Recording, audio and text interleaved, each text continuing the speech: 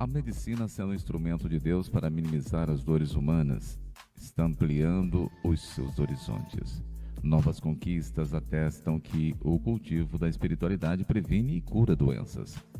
O passo seguinte será o diagnóstico das causas das enfermidades que se situam na intimidade da alma. Este livro trata exatamente da humanização da ciência, que se aproxima cada vez mais da medicina da espiritualidade com resultados altamente positivos. Dr. Galton, o construtor de futuros. Sidney Fernandes em sua nova obra. Vem aí! Olá, sejam bem-vindos a mais uma palestra do Centro Espírita Amor e Caridade, o SEAC de Bauru. Nós estamos em uma série de palestras falando sobre o novo livro de Sidney Fernandes, lançamento da editora SEAC, também da livraria SEAC, Dr. Galton, o construtor de futuros, que é uma sequência do Dr. Galton, o restaurador de passados. E para esse nosso bate-papo de hoje, mais uma vez, vamos fazer algumas perguntas sobre o livro. Temos a presença de Sidney Fernandes. Seja bem-vindo, Sidney. Muito obrigado, Theo. Que a paz de Jesus esteja conosco em mais esta empreitada. Sidney, hoje nós vamos, como eu já disse, novamente fazer mais algumas perguntas a você sobre o seu livro, o Dr. Galton, o Construtor de Futuros. Já temos 2 palestras com esse tema, as perguntas são muitas e trazem muita reflexão para a gente. Eu gostaria que antes da gente começar novamente com mais perguntas sobre o livro, que você desse aí uma repassadinha naquilo que a gente já falou, sobre o caso de Fernanda, a chamada para Galton da espiritualidade para que ele fosse aliado da espiritualidade com a medicina, ele que é psiquiatra. Fale um pouco sobre o que nós já comentamos para que a gente possa novamente fazer mais algumas perguntas interessantes para você no programa de hoje, Sidney. Perfeitamente. No primeiro livro, Galton estava começando a trilhar um caminho novo, uma certa insegurança. Ele conheceu a reencarnação. De que forma? Pelos depoimentos dos seus pacientes. Assim como aconteceu com o Dr. Brian Weiss, que não era reencarnacionista e passou a constatar a existência de muitas vidas pelos depoimentos de seus pacientes, que eram confirmados por ele nos registros da biblioteca pública, através das suas anotações. Nesse novo livro, além de, em alguns pontos, a gente voltar à terapia das vivências passadas, a chamada TVP, Dr. Galton começa a aproximar-se mais ainda da espiritualidade, intuído pelos espíritos. E como você bem disse na introdução, criar uma conexão entre a medicina terrestre, o seu trabalho de médico psiquiatra, com a espiritualidade, recebendo as inspirações dos espíritos e, ao mesmo tempo, aplicando tanto quanto possível no seu trabalho e, particularmente, junto de pessoas interessadas, aquilo que ele passou a conhecer a respeito de doutrina espírita, sempre tendo em conta a seguinte realidade: a verdadeira cura de nossas doenças está em nossa alma. Quando superamos os defeitos, manchas negras do nosso perispírito, que são nada mais, nada menos do que o reflexo de nossas condutas anteriores, nós temos mais saúde, porquanto a origem real das nossas deficiências, dos nossos problemas, das nossas dores, não se encontram apenas no corpo físico. A origem principal é no nosso corpo perispiritual, que é a forma da forma que reflete-se em nossas dores, em nossos problemas, enfim. Dr. Galton agora está investido do propósito de colocar a doutrina espírita, os conhecimentos que ele está tendo com a doutrina espírita, na sua atividade profissional e mesmo quando está trabalhando no centro espírita, sempre respeitando as convicções religiosas de seus pacientes. Muito bem, Dr. Galton, o construtor de futuros. Sidney, a primeira pergunta já para a nossa palestra, o nosso programa de hoje, e agradecendo mais uma vez a sua presença, você que nos acompanha e está aí descobrindo através das perguntas uma coisa ou outra do livro, um pequeno fiozinho ali, mas ao ler a obra você vai ter a real noção, força que tem a espiritualidade em junção com a medicina. E eu faço a pergunta para você agora, Sidney. A medicina do futuro. A medicina do futuro será preventiva? Há muitos anos, podemos dizer até há séculos, na China antiga, existiam os chamados médicos de pés descalços. O que era isso? Na verdade, a partir da Revolução Chinesa, aí já estamos num tempo mais próximo, havia assim uma quantidade muito grande de doentes.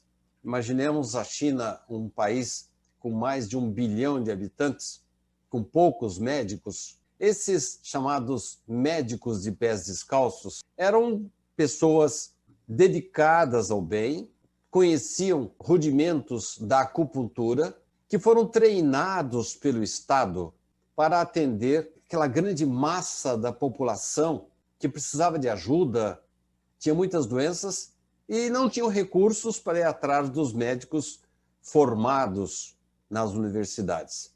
Criaram-se verdadeiros exércitos de médicos de pés descalços que voltaram para as suas regiões, para as tribos, agrupamentos com que eles tinham um certo relacionamento, as vilas, os grupos em que eles trabalhavam, e ali, agora, com os seus conhecimentos melhorados pela bagagem que receberam dos cursos por que passaram a tratar da população.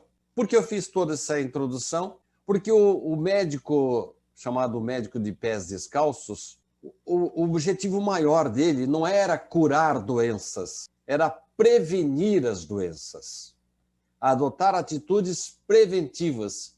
Ele se sentia frustrado quando um dos seus pacientes ficava doente, porque ele queria sempre que a pessoa adotasse atitudes preventivas para não ficar doente.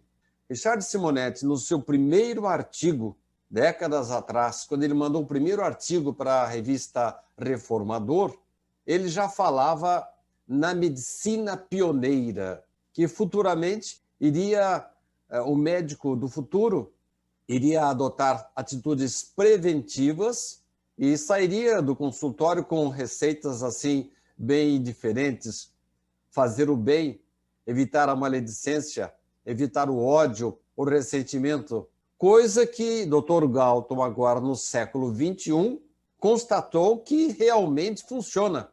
E ele está simplesmente retratando o que alguns congressos de medicina já passam a concluir. Isso mesmo. Sem falar em religião, os médicos, nesse caso específico, médicos cardiologistas, receberam a recomendação, não necessariamente de recomendar aos seus pacientes que tenham esta ou aquela religião, mas a recomendação da espiritualização. Porque eles constataram, Theo, que o perdão, que a postura de empatia, de solidariedade do indivíduo previne doenças. Essas atitudes melhoram o estado do indivíduo. Ele tem mais forças, mais energias para superar vícios. Pessoas que se dedicam à espiritualidade, elas normalmente não se deixam envolver pelo vício ou da droga, ou da bebida, ou da nicotina. Enfim, são conclusões a que o Galton está chegando, não apenas baseado nestas conclusões que eu também cheguei, vendo lá o passado dos médicos, os práticos lá da China, mas partindo do pressuposto de que a medicina do futuro será preventiva, principalmente com relação às causas das doenças. Os males de ordem emocional e espiritual. Já existe uma tendência mundial de a ciência preocupar-se com os sentimentos do homem, como acabei de falar. Dependendo, Theo, das emoções que alimentarmos, vão surgir consequências positivas ou negativas. Olha só, os medicamentos que vão ser receitados futuramente. E Richard já falava isso lá atrás, quando ele começou a escrever seus primeiros artigos. Campanhas sociais, visitas a doentes, apoio a instituições socorristas, assistência a órfãos, são alguns exemplos dos remédios do futuro, que visam o quê? O equilíbrio, a alegria, para que males e enfermidades sejam prevenidos. Este é o lema principal de Galton. E, felizmente, Theo, estamos constatando, saindo do livro para a vida real, muitos médicos que começam a recomendar o amor. Sidney, só antes da nossa pergunta que a gente tem aqui catalogada, você falando aí sobre a medicina preventiva, os médicos de pés descalços, me veio aqui a intuição de fazer a você uma pergunta, de fazer assim uma relação, né? Se a gente for reparar bem, não tanto na antiguidade, mas deve ter começado lá. Vamos passar pelas mães. As mães usam, como você acabou de falar aí também, do amor, esse tipo de medicina, entre aspas, preventiva, né? A partir do momento que ela fala, ó, veste uma camisa, senão você vai ficar resfriado, não anda descalço, se não acontece isso, não bebe gelado. Só para citar exemplos simples assim, que é uma prevenção para que a pessoa não fique doente no futuro. E isso já muito, eu acredito, acontecia na antiguidade, aí passa-se por uma fase onde isso fica meio de lado, e agora com o seu livro você mostra essa faceta onde a medicina, os médicos que passaram pelas universidades, estão nos hospitais atendendo os doentes, vão fazer essa prevenção também, claro, num grau superior de dicas, né? Mas também procurando tratar as pessoas para que elas não fiquem doentes, senão já recebendo as pessoas, muitas vezes em algum estado terminal de alguma doença, por mais grave ou mais simples que seja, né, Sidney? Então tem na história da humanidade a espiritualidade sempre trazendo essa prevenção para a gente. Aí como ela fica de lado, mas agora voltam-se os olhos novamente para esse tipo de prevenção, né, Sidney? Você está absolutamente certo. A humanidade passou por um período chamado sombrio, o da Idade Média, com os desmandos de sacerdotes que queriam impor a fé na mente das pessoas de qualquer maneira. E aí, quando houve uma reação da humanidade, da sociedade contra aquela situação, os médicos, que antigamente geralmente eram ligados a conventos, frades, pessoas religiosas, os hospitais antigamente eram tocados por freiras, por padres religiosos. A medicina era praticada inicialmente por barbeiros, pessoas sem qualquer instrução, mas era o que existia.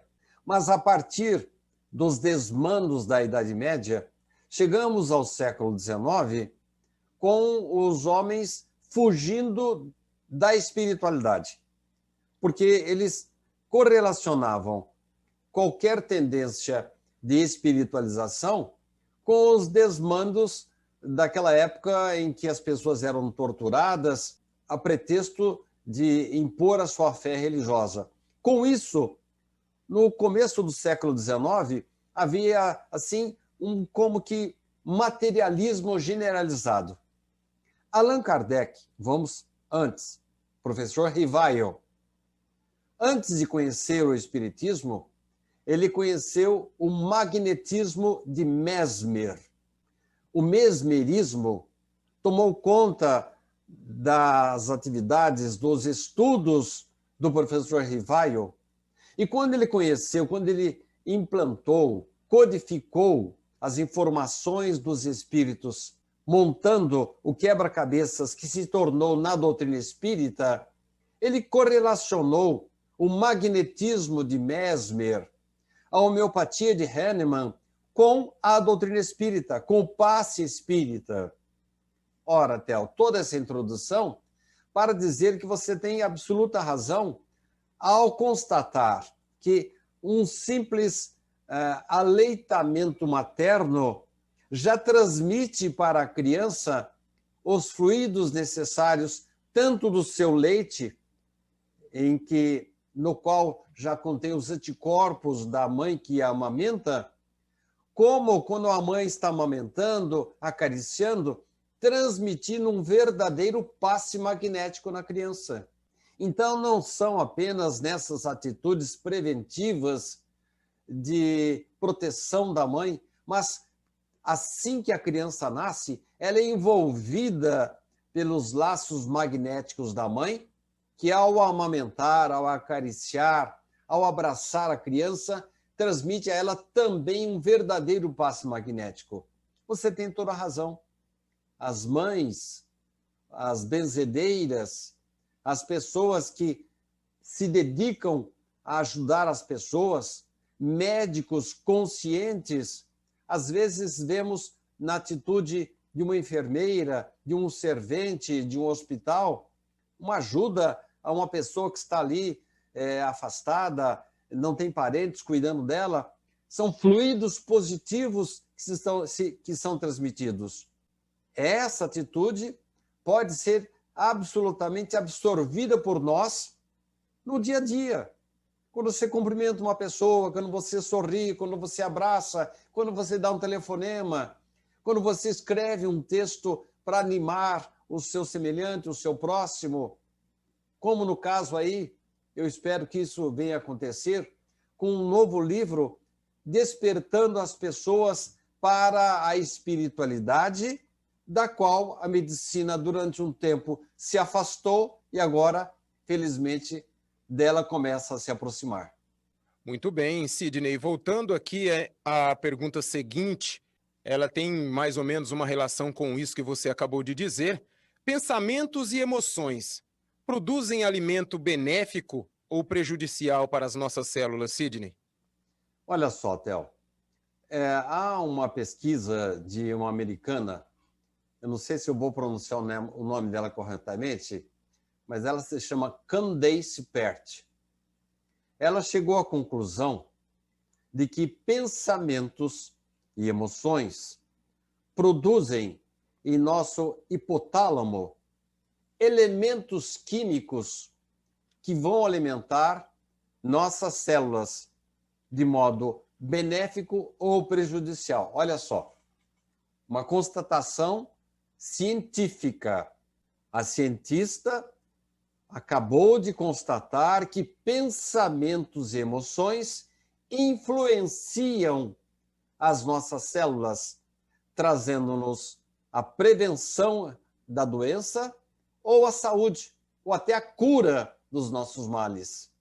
Louvando a lucidez dessa respeitada neurocientista, Theo, nós não podemos deixar de registrar que o médico André Luiz, há mais de 70 anos, na sua obra Ação e Reação, por intermédio de Chico Xavier, já dizia claramente assim: da mente clareada pela razão, sede dos princípios superiores que governam a individualidade, partem as forças que asseguram o equilíbrio orgânico. Você percebe, Theo, que as constatações de uma neurocientista dos tempos atuais já foram previstas, já foram enunciadas pelo próprio espírito André Luiz, através de Chico Xavier, quando diz claramente: da mente partem as forças que asseguram o equilíbrio orgânico. Sidney, em muitos programas aqui, né, do SEAC, a gente sempre conversou, sempre debateu, tivemos sempre bastante perguntas também sobre isso no Pinga Fogo, sobre o perdão, a complicação que envolve muitas vezes as pessoas em perdoar determinadas situações. Mas isso, como a gente sempre discute aqui, isso passa também pelo entendimento, pela evolução do espírito e por tudo aquilo que já traz, talvez, essa relação com a pessoa ou o espírito a ser perdoado de outras vidas, né? Mas a pergunta é a seguinte: o perdão traz de volta a saúde, Sidney? Olha, Theo, quando a gente fala em perdão, tem que tomar muito cuidado, porque há atos assim condenáveis, escabrosos, que não é fácil de a gente superar, né? Quando o indivíduo agride um filho, uma filha sua, ou acaba com a sua vida, ou por ganância, acaba se apropriando dos seus bens. Não sei se você está lembrado daquele fato que eu descrevi no livro Sob a Luz que Liberta, em que um senhor feudal roubou a esposa, queimou a propriedade do indivíduo e matou o indivíduo, seu pai, acabou com a vida dele. Aí um dos espíritos que ali desencarna une-se na espiritualidade com outras vítimas daquele senhor feudal e volta para se vingar. Esse fato, Theo, não foi inventado por mim. Foi descrito por Richard Simonetti numa sessão aí no Centro Espírita Amor e Caridade, em que ele estava, o espírito, espumando de ódio, estava dizendo para as pessoas que tinha que acabar com aquele indivíduo. E o Richard, sem saber do caso, mas, meu irmão, você tem que perdoar. Está fazendo mal para você. Ah, é? Eu gostaria de saber, seu Richard, se alguém roubasse a sua esposa, acabasse com a sua propriedade, queimasse a sua propriedade, depois matasse você e seus filhos, o senhor ia estar aí com todo esse ânimo para o perdão. Eu acho que o senhor faria a mesma coisa que eu fiz, que eu estou fazendo agora, buscando justiça. Richard teve que concordar com... realmente, foi uma barbaridade o que esse indivíduo fez com você. Não lhe tiro a razão. Aí Richard falou para ele, agora eu quero perguntar uma coisa para você.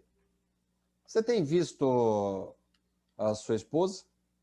Não. Você tem visto os seus filhos? Não, nunca mais vi. E o seu pai, você tornou a reencontrar-se com ele? Também não. Então você vê. Tudo bem que você se julgue ali com muito entusiasmo para fazer justiça com as próprias mãos, mas isso não está prendendo apenas a sua vítima, está acorrentando você à sua vítima. Você o faz sofrer, mas você sofre por tabela. Então, Theo, o que nós estamos vendo aí são explicações lógicas que permitem a gente deduzir que a ciência está começando a chegar à explicação definitiva do porquê do perdão. Porque o perdão, em relação ao próximo e em relação a nós mesmos, representa, não é você aplaudir o gesto errado, infeliz do indivíduo, mas simplesmente é mudar de faixa vibratória. A proposta de aprendermos a perdoar, ela baseia-se, acima de tudo, no fato de que o perdão traz de volta o equilíbrio, a saúde, a paz, beneficiando aquele que perdoa com saúde, a saúde definitiva. Devagarzinho, a ciência está desvendando o misterioso campo do raciocínio. E ele está prestes a recomendar a condescendência, a bondade, a tolerância, a solidariedade, porque está constatando que esses são elementos essenciais para a conquista da saúde definitiva da sociedade humana. Então, quando você me pergunta se o perdão cura, o perdão nos retira daquela aura, daquela bruma, daquela nuvem negativa, escura, de negativismo, daquela faixa vibratória do nosso pensamento, que nos deixa vulneráveis às dores, às doenças. Daí, o malandro, se ele fosse inteligente, ele diria assim, olha, quanto mais eu insistir e pisar na cabeça do meu antigo agressor, mais eu estou me prejudicando. Então, até por malandragem, eu vou dar uma trégua, vou deixar que ele se entenda com a divindade, com a justiça divina. Acabei de ler aqui um trecho um livro que fala especificamente sobre esse assunto, dizendo claramente que o obsessor deveria deixar por conta da natureza, porque o indivíduo que fez mal para alguém, ele já traçou seu destino. Ele já está se colocando na reta dos reflexos da lei de causa e efeito. Eu não preciso perder tempo com ele. Eu não preciso sujar as minhas mãos para fazer justiça. Isso acontecerá automaticamente. Por quê? Porque quem planta vai colher. E eu não preciso adubar, não preciso aumentar, tripudiar sobre o erro do meu antigo antagonista. Deixe que ele se entenda com a divindade. Daí, isso representa perdão. Vamos deixar claro, né, Theo? Perdão não significa você aplaudir o gesto errado. Não significa você dizer que o estuprador fez bem. Absolutamente. O mal é sempre mal. Mas cabe-nos exigir a reparação? Ou será que essa pessoa, a partir do momento que fez esse mal, ela já está criando as situações que vão trazer dores para que ele reflita melhor nos atos malignos que ele cometeu? Daí a resposta à sua pergunta é simples. O perdão é um gesto, vamos dizer assim, de autopreservação. Porque se eu continuo odiando o meu inimigo, fazendo mal para ele, eu estou me igualando a ele. E daqui a pouco vou ter que responder pelos meus atos. Sidney, até para a próxima pergunta, fazer aqui um desenho. Se a gente está andando de bicicleta, a pessoa que sabe andar de bicicleta, ela tem o que chamamos de equilíbrio, né? Então, por qualquer motivo, vamos supor um buraco no caminho, uma pedra ou uma pessoa que passa de repente, se ela se desequilibra, ela já sai daquele normal ou tem que colocar o pé no chão, muitas vezes acontece até a queda. Desenhando isso, só para perguntar para você se as doenças são aí desequilíbrios emocionais e espirituais dos pacientes. Isso é desse jeito que a gente pode entender, Sidney? Olha, parece que você está aprendendo com as metáforas do nosso caro irmão Carlos Eduardo Luz. Realmente, se você está andando de bicicleta e passa por um buraco, passa por cima de uma pedra, a tendência é que você perca o equilíbrio e possa até se esborrachar no chão. As doenças são a queda, são as quedas. Tem alguma causa. Ou a pedra na sua bicicleta, ou o buraco que você passou, ou então o esbarrão de um veículo que toca no seu veículo, são as causas. As doenças, Theo, nada mais são do que o reflexo dos desequilíbrios emocionais e espirituais do enfermo. Mas espera aí, eu estou vendo tanta gente boa morrendo aí em virtude do vírus da Covid, pessoas dedicadas, médicos. Eu posso dizer que ele esteja com desequilíbrios emocionais e espirituais a ponto de ficar, vamos dizer assim, submetido, vulnerável à atuação do vírus? Na atitude atual, provavelmente não. Mas a gente não conhece o nosso passado, né, Theo? Não conhece lá os buracos que nós criamos, as pedras que colocamos no caminho, e agora elas surgem no caminho que estamos passando, na trilha da nossa bicicleta. Então, nesse diapasão, Theo, nós podemos dizer que as enfermidades podem, sim, ser oriundas de lesões patológicas. Então, o indivíduo que nasce com um câncer, ele vai ter ali uma hemorragia, vai ter metástases que vai obrigar a submeter-se à radioterapia, à quimioterapia. Sim, a causa está ali, o tumor. E qual que é a causa do tumor? A causa da lesão patológica que provocou esses efeitos. São casos inexplicados pela ciência. O indivíduo já nasce com aquela causa que vai lhe trazer transtorno durante toda a vida e às vezes ele morre em pouco tempo. Por quê? Uma criança nasce com um tumor, com cirrose, são casos inexplicados pela ciência. E há casos, Theo, em que o indivíduo está com perfeito estado fisiológico, não tem aparentemente qualquer causa física e mesmo assim sofre, tem doenças. Aí voltamos à velha conclusão de que lá no passado nós criamos as pedras, os buracos e agora o nosso veículo passa por cima dessas pedras, faz com que percamos o equilíbrio e quando perdemos o equilíbrio podemos cair, podemos ser vítimas, sim, das doenças que aparentemente não têm uma causa nesta vida. Mas se não acharmos nesta vida, temos que procurar as origens das enfermidades em situações anteriores. A falta de equilíbrio, sim, provoca doenças. Sidney, a gente já falou anteriormente aqui sobre o sentimento, né? Não, pensamentos e emoções, sobre eles terem alguma relação com a nossa saúde. Agora a gente vem nos sentimentos, Sidney. Aí eu pergunto para você, os sentimentos podem influenciar a nossa saúde? Tanto para bem, para mal? Como que você enxerga isso? Que resposta você daria para nós, Sidney? A ciência já está concluindo, Theo, que os efeitos da tiroxina, da adrenalina, têm uma influência importante em nosso trabalho circulatório, dos nossos nervos, dos músculos. São secreções internas do nosso organismo.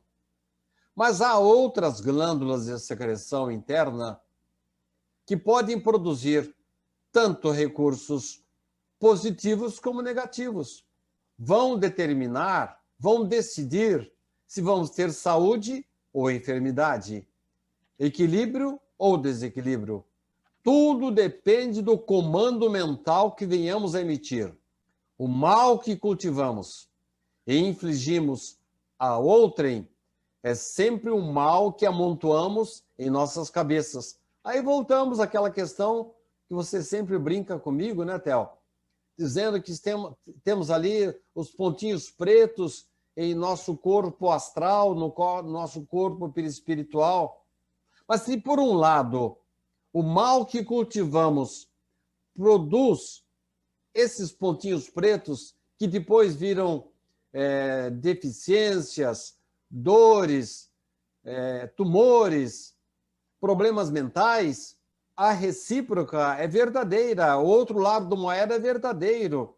Quando cultivamos a solidariedade, a verdade, evitamos o palavrão, somos honestos em nosso trabalho profissional, dedicamos-nos à nossa esposa, à nossa mãe, aos nossos filhos, procuramos, de alguma forma, sermos úteis à sociedade com coisas assim triviais, criar uma biblioteca pública, ajudar, colaborar numa campanha de aleitamento, visitar uma prisão, visitar um hospital, colaborar numa campanha com uma cesta básica, segurar uma porta para que uma pessoa que está vindo atrás possa ser favorecida, simplesmente colocar um carrinho do supermercado no lugar certo, evitando, por exemplo, de deixar no meio de uma vaga de estacionamento, dar um telefonema para uma pessoa que está passando por dificuldade, que perdeu o emprego, fazer uma visita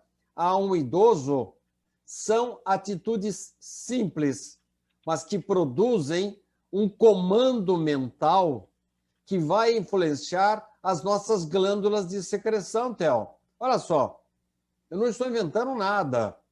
Estou só trazendo para você o que a ciência está descobrindo. Quando nossos recursos, quando o nosso desequilíbrio provoca a secreção de uma determinada glândula, ela nos traz a doença. E, por outro lado, quando nós decidimos a fazer o melhor, a trilhar o caminho certo da vida, estar de acordo com o equilíbrio, com as leis divinas, as nossas glândulas vão produzir certos hormônios que vão resultar em equilíbrio, em saúde, em resistência em relação aos vírus, às doenças, enfim, a nossa saúde fica muito melhor quando nós plantamos o bem, Theo. Tá certo, Sidney. E você respondendo aí, eu já prestando atenção nessa pergunta que a gente vai fazer agora, muitas vezes quando acontece alguma coisa a uma pessoa, ou alguém da família, ou alguém querido, as pessoas, as pessoas só sabem de dizer, porque Deus fez isso comigo, porque isso só acontece comigo, porque só na minha família, porque com o meu filho, porque com a minha filha. E a pergunta é a seguinte, Sidney, o que tem Deus e as religiões a ver com as doenças? A ordem da criação, Theo, começa em nós mesmos. A evolução que Deus programou para nós, se há uma programação em nosso espírito, é essa evolução. Não existe um destino. O destino nosso é a evolução, é o progresso, é a melhoria. Isso, sim, está programado para nós. Essa evolução pode ser comparada como se fosse uma viagem. E essa viagem pode ser, assim, facilitada ou dificultada. Agora você sai daqui para uma região que você não conhece. O que vai facilitar a sua vida? Um mapa, um GPS. Ora, as religiões, Theo, são verdadeiros GPS na vida dos homens. O bem, isso é coisa de André Luiz, hein? O bem constitui sinal de passagem livre. O mal significa interdição, obrigando-nos a paradas mais ou menos difíceis de reajuste. No caso aí, são representadas essas paradas por doenças, limitações. Então você percebe, nesta metáfora do próprio André Luiz, no livro Ação e Reação, mostrando a lei de causa e efeito. A partir do momento que eu sigo o GPS da minha religião, da minha espiritualização, eu me afasto do mal. Porque o mal significa interdição e o bem significa o sinal verde para evitarmos doenças ou limitações. Estamos falando do livro Dr. Galton, O Construtor de Futuros. E você vai falando aí, né, Sidney? As ideias vão vindo e eu vou já anotando aqui para, se alguma coisa não fuja do meu pensamento na hora de fazer a próxima pergunta para você. Mesmo a pergunta já estando escrita aqui, a gente tem algumas outras ideias que a gente consegue colocar dentro da pergunta que a gente faz para você. Há algum caso que relacione o passado culposo com deficiências presentes, Sidney?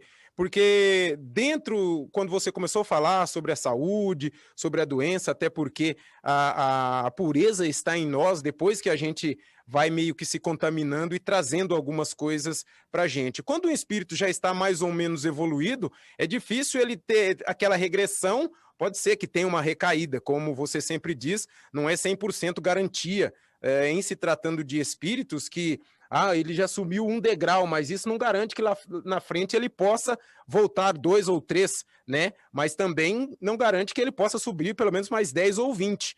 Então, onde começam essas coisas, Sidney? Eu até repito a pergunta para você. Há algum caso que relacione o passado culposo com deficiências presentes? A todo momento nós encontramos, Theo, provas que tivemos vidas passadas. E muitas pessoas, nessas pessoas eu me incluo, nascem já com providências retificantes. O que é isso? Vamos verificar aí o chamado reflexo condicionado de Pavlov. Você sabe do que se trata, né? Quando o indivíduo... Você conhece aquele ditado? Gato escaldado tem medo de água fria? O que é isso? O que é isso? É reflexo condicionado de Pavlov. Se você sofreu uma dor muito grande, você começa a adotar atitudes preventivas para não passar novamente por aquela dor. Quando nós renascemos, trazemos impresso em nossa alma certos reflexos condicionados. Tipo assim, eu bebi demais na vida anterior e morri de cirrose. Nesta vida, eu já peço um mecanismo qualquer para que eu nem me aproxime mais da bebida, porque aí eu vou me lembrar das dores por que passei, os sofrimentos lá do passado, pelos erros que eu cometi. Então, o que acontece? Eu fujo como diabo da cruz da bebida, porque me estragou a vida passada. E eu não quero estragar essa vida de novo. É o tal do reflexo condicionado. Pode até... O que acontece, por exemplo, na claustrofobia? O indivíduo passou por uma situação no passado, por exemplo, ele morreu dentro de uma caverna, um desmoronamento, um terremoto. Nesta vida, ele coloca as barbas de molho. Ele evita cavernas, evita locais em que ocorram terremotos para não passar pela dor que ele passou na vida anterior. Reflexo condicionado de Pavlov. Assim também acontece com muitas situações nossas da atualidade. Se, por exemplo, na vida anterior eu morri de câncer no pulmão, você acha que eu vou me aproximar agora de um cigarro? De jeito nenhum. Nossa, eu sofri demais, morri cedo. Então eu já me coloco numa situação de prevenção para não reincidir nos mesmos enganos que eu cometi numa vida anterior. Sidney, eu gostaria de pedir que você citasse, você citou aí, né, alguns exemplos como esse aí do fumo, e você dizendo isso, vem já o pensamento da gente que isso, a espiritualidade, Deus, agem dessa maneira até para o nosso próprio bem, né? Para que a gente, como diz a minha mãe, que é lá do lado de Minas, né? Ela quando batia na gente, falou assim, torna noutra. Tipo, se você fizer de novo, você vai apanhar de novo. Então, é uma situação que você fumou, você estragou o seu corpo, aí você volta já com essa aversão a isso. Nada impede que você procure alguma outra coisa, mas Deus já faz isso tentando nos mostrar que vamos... para a gente seguir um outro caminho, até porque a gente passa também pelo milagre que você disse que é o benéfico que é o esquecimento. Mas cite alguns exemplos, Sidney, sobre essa situação toda para ficar um pouco mais claro para aquelas pessoas que ainda não pegaram.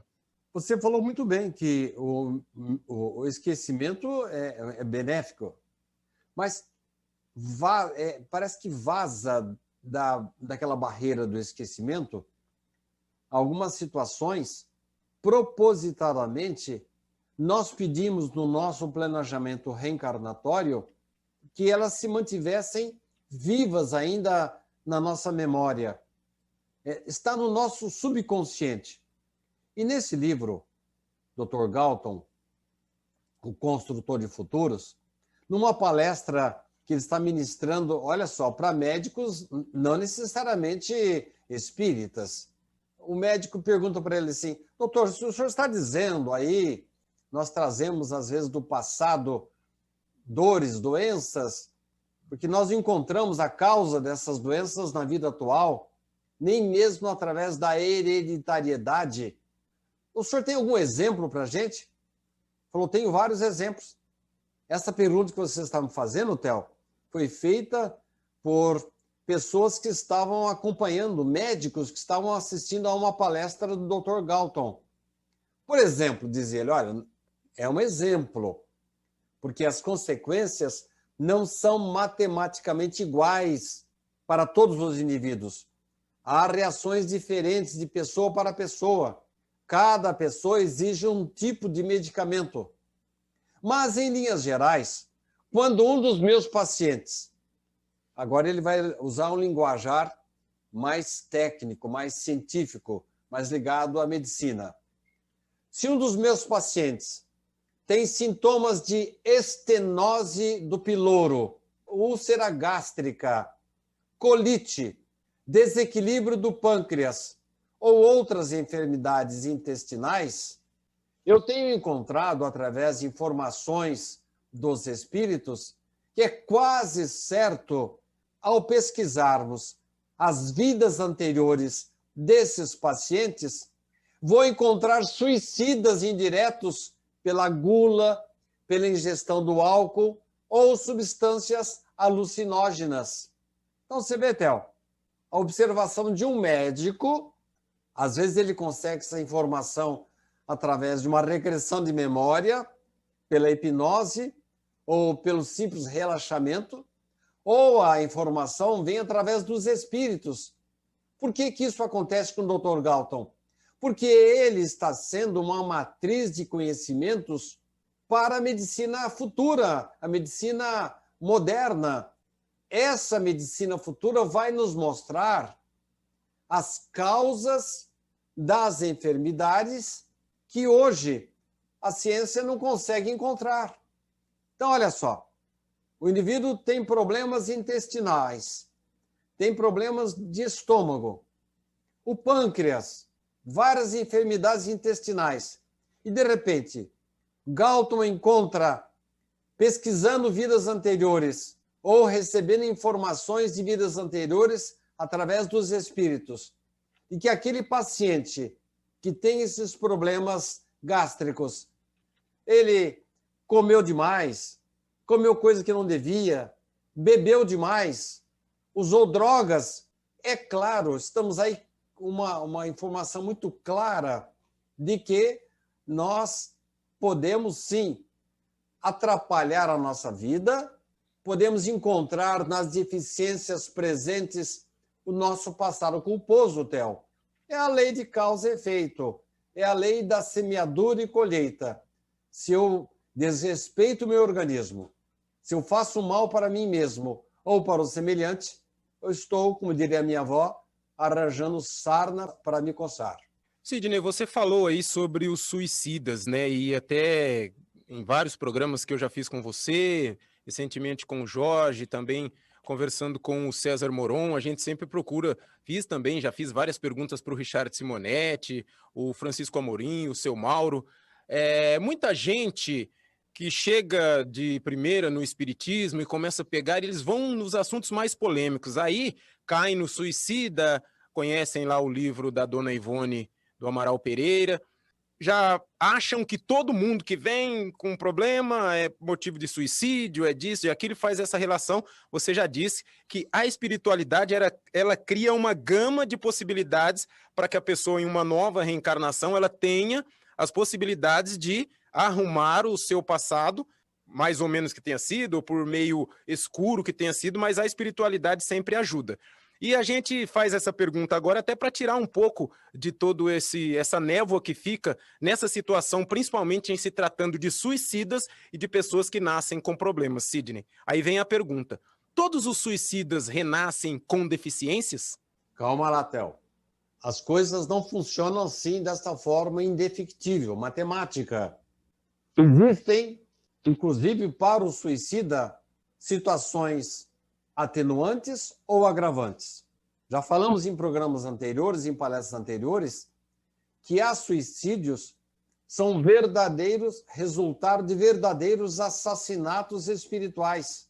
Indivíduos que não perdoam, vítimas, situações de vidas anteriores, voltam para se vingar e fazem um cerco de tal forma no seu antigo verdugo que ele acaba se matando num verdadeiro trabalho de assassinato da espiritualidade.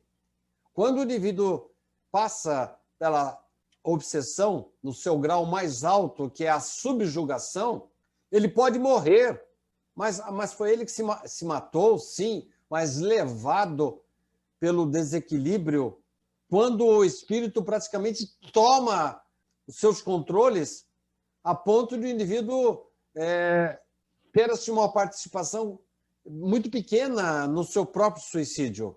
Então, existem situações em que há atenuantes para o suicídio. Então, não podemos dizer que o indivíduo suicidou-se numa vida anterior, que automaticamente ele vai ter este tipo ou tal tipo de deficiência.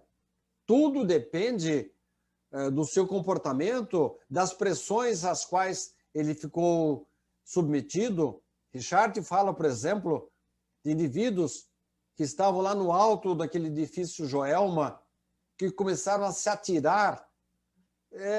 Em dado momento, quando o indivíduo está sob intenso fogo, a sua pele começa a derreter, vira um inferno. Ele pula daquela altura para livrar-se daquela dor insuportável. Você pode considerar um indivíduo desse como suicida? Então, tudo bem que há sempre uma responsabilidade. O indivíduo plantou para colher aquilo. Mas não podemos dizer que todo mundo que suicidou-se venha com consequências funestas semelhantes ao de um suicídio voluntário. Olha só, os espíritos até diferenciam, há pouco tempo eu vi isso, diferenciam quando o indivíduo, por exemplo, se mata por uma questão financeira, ou então se mata por uma questão amorosa. Eles já diferenciam. Imagine quando o indivíduo está subjugado por um espírito que está tentando se vingar dele. Agora, há sim casos em que pacientes se queixam de deficiências auditivas, visuais, e aí, André Luiz, correlaciona, repito, alguns casos pontuais, não é matemático, há uma correlação com a criminalidade da calúnia e da maledicência. Então, o indivíduo que falou muito mal da vida alheia, caluniou, atrapalhou a vida do indivíduo, há pessoas que, por um simples boato, levam o outro ao suicídio. Ele tem responsabilidade. E, às vezes, o indivíduo fala, falei só por falar. Mas acabou com a vida do indivíduo. Submeteu a execração pública. O indivíduo passou a ter vergonha de encarar as outras pessoas por causa daquela maledicência, por causa daquela calúnia. Uma pessoa que provocou um grande mal na vida anterior com a sua maledicência, com a sua calúnia, ele com certeza vai renascer com limitações para impedir que ele volte a ter recidivas desastrosas. Isto é, o indivíduo nasce com problemas na língua, com dificuldade para se expressar, deficiência auditiva ou mesmo visual, para que ele aprenda a utilizar-se melhor dos seus sentidos para o bem, nunca fazendo mal irresponsavelmente em relação a outras pessoas.